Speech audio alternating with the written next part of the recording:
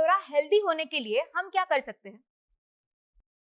देखिए, unhealthy flora का जैसे मैंने मेजर कॉज आपको बताया कि वार्मिंग है, तो आपको वार्म इन्फेस्टेशन है तो डीवार्मिंग तो करना ही है। दूसरा, एक फैमिली का भी बहुत बड़ा रोल होता है।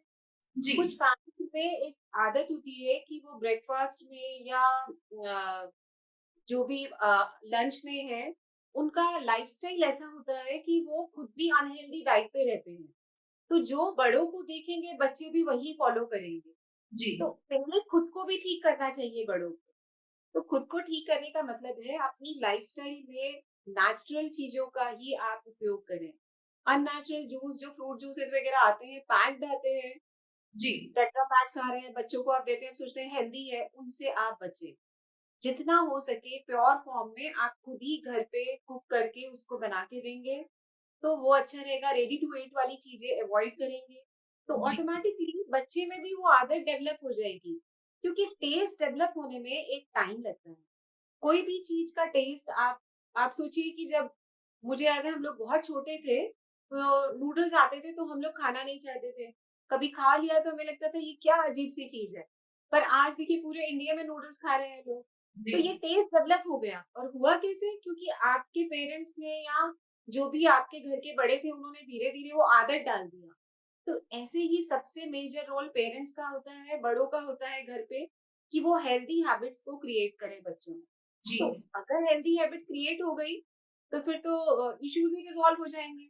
लेकिन बिल्कुल। उसके साथ में अगर कोई परेशानी है, तो पहले उसको भी आप पहले देखिए कि पहले हम डीवॉर्मिंग करें बच्चे का, या हो सकता है कि उसमें अ, वैसा हैबिट ही क्रिएट नहीं किया आपने, अननेचुरल पहले से ही खा रहा है, तो उसको थोड़ा ठीक करें, मॉडिफाई करें।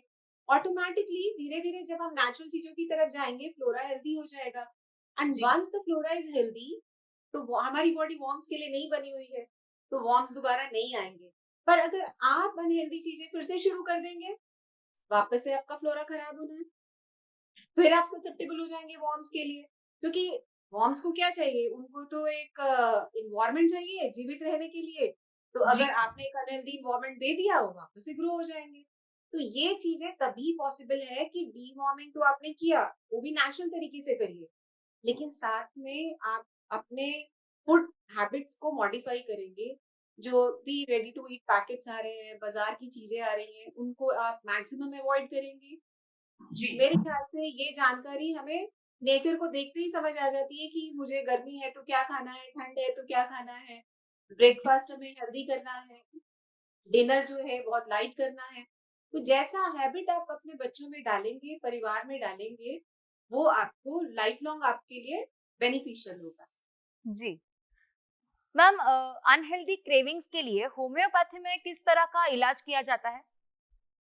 अनहेल्दी क्रेविंग्स में जैसे अगर इनडाइजेस्टिबल थिंग्स के लिए क्रेविंग है, क्रेविंग फॉर जैसे अभी मैंने बताया चौक चौर चारकोल, या फिर पेंसिल्स के लिए, जी। तो कुछ बच्चे ये खाना चाहते हैं मड के लिए।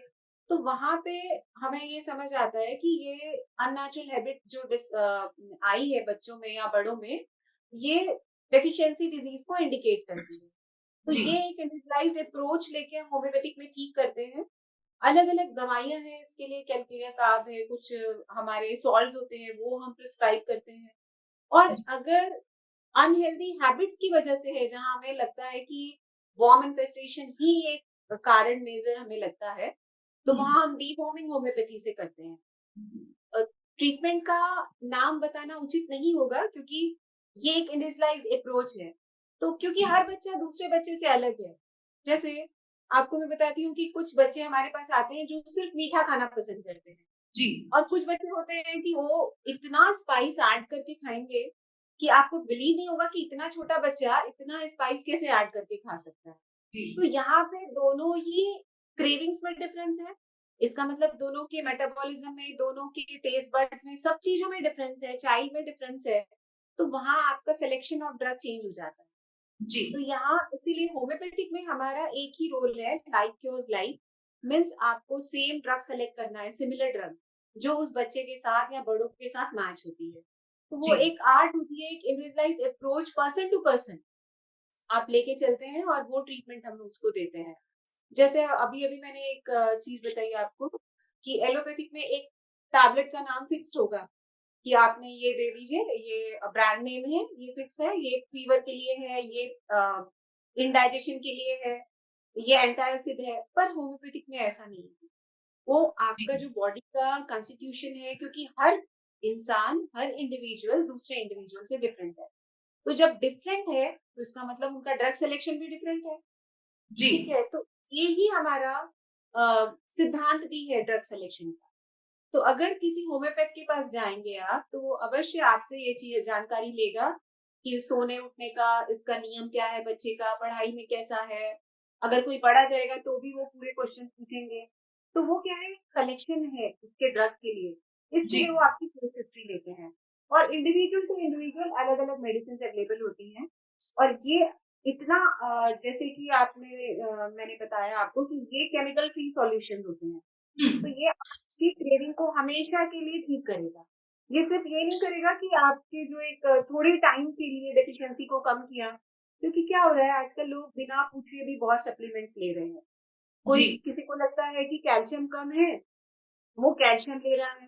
पर देखिए, एक घर में मैं ये मानती हूँ कि एक ही जैसा खाना लगभग सब खाते हैं। जो अगर 5 फैमिली मेंबर्स हैं, 4 टू 5 फैमिली मेंबर्स हैं, तो सब लोग एक ही खाना कंज़्यूम कर रहे हैं। पर किसी तो मेंबर में कैल्शियम कम है, किसी में आयरन कम है, किसी किसी में आप देखेंगे कुछ मिनरल्स की डेफिशिएंसी है। ये कैसे हो गया? तो इसका मतलब एक खाना खाने के बावजूद भी आपके लिए जो ड्रग सिलेक्शन है, वो अलग-अलग हो जाएगा, अप्रोच अलग हो जाएगी। अगर सिर्फ एक ही जैसे खाने से डेफिशिएंसी होती, तो फिर सब में कैल्शियम की कमी होती। तो इसका मतलब रूट कॉज सबके अंदर कहीं न कहीं अलग है। अगर कोई कैल्शियम का मेटाबॉलिज्म या एसिमिलेशन प्रॉपर नहीं है, तो आपको उसको सोचना चाहिए। एक इंडिविजुअलाइज्ड अप्रोच लेके नेचुरल हीलिंग की तरफ जाना ही एक परमानेंट सॉल्यूशन है। सप्लीमेंट अगर आप लेते भी हैं, विटामिन डी ले लीजिए आप, थोड़े दिन के लिए ठीक रहेगा, वापस से इनसफिशिएंसी हो जाएगी। जैसे ही आप सप्लीमेंट बंद करेंगे, फिर हो जाएगी। तो बोलने का अर्थ ये है कि जब भी होम्योपैथिक में या ऑल्टरनेटिव थेरेपीज में आप जाते हैं, तो जी, रूट कॉज से आपको हील किया जाता है, समझा जाता है कि ये परेशानी इसमें बड़ों में, बच्चों में बार-बार होने का मूल कारण क्या है। वो कारण को अगर आपने रिज़ॉल्व कर दिया, तो वो डेफिशिएंसीज़ भी नहीं होंगे, अननेचुरल क्रेविंग्स भी नहीं होगी। और आप धीरे-धीरे थोड़ा-सा पेशेंट को खुद भी अपने आप को एक लाइफ़स्टाइल चेंज करना पड़ता है। जी। मैम अगर हमने इस समस्या को या फिर इन अनहेल्दी क्रेविंग्स को अगर निग्लेक्ट कर दिया, तो आगे जाकर ये समस्या बढ़कर हमें क्या ऐसी कोई डिजीजेस हो सकती है? और अगर हाँ, तो ऐसी कौन-सी डिजीजेस है जिनका खतरा हमें हो सकता है? कि हो सकती है, बहुत बार ऐसा देखा गया है कि ग्रोथ एंड डेवलपमेंट जो खासकर स्टेज बच्चों की होती है, आप देखते हैं प्रॉपर नरिशमेंट से ही होगी। अगर न्यूट्रिशन की कमी है किसी वजह से, जी, कारण वॉर्म इन्फेस्टेशन हो, कारण चाहे आपका अननेचुरल क्रेविंग्स या डेफिशिएंसी डिजीजेस में आए, तो वहाँ ग्रोथ और डेवलपमेंट में दोनों में ही फ़र्क है। मेमोरी में कमी आ सकती है, बच्चे की याददाश्त में कमी आ सकती है। जितना हाइट है तो उसका ग्रोथ होना चाहिए, प्रॉपर नरिशमेंट नहीं है तो वो ग्रोथ में कमी आ सकती है।